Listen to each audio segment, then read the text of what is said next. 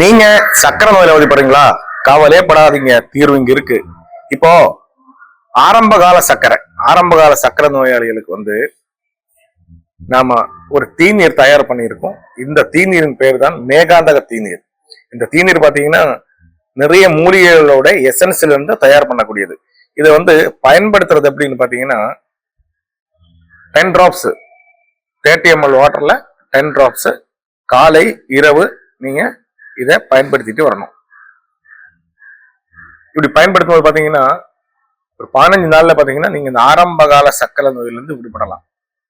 அதே மாதிரி இப்போ நிறைய பேர் இன்சுலின் எடுத்துட்டு இருக்கவங்க, சக்கரை நோய் 300 400 அதுக்கும் மேல போறவங்களுக்கு பாத்தீங்கன்னா இதுவும் பாத்தீங்கன்னா நிறைய மூலிகைகள்ல தயார் பண்ண ஒரு அர்க்கம்னா தீநீர். அர்க்க சாஸ்திரம் 500 என்ற நூல்ல இருந்துதான் இதை எடுத்து தயார் பண்ணியிருக்கோம். இது பாத்தீங்கன்னா முக்கியமா ஆடுதிகண்டாப்பால, ஆவாரம்பூ, வெள்ளருகு போன்ற மூலிகைகளுடைய எசன்ஸும் கடச்சரக்கும் போட்டு தீநீரா எடுத்தது. இதை எப்படி நம்ம பயன்படுத்தணும்னு பாத்தீங்கன்னா இந்த இன்சுலின் எடுத்துட்டு இருக்கவங்க இதை எப்படி பயன்படுத்தணும், இது 3 வேளை எடுக்கணும். காலை, மதியம், இரவு 10 சொட்டு.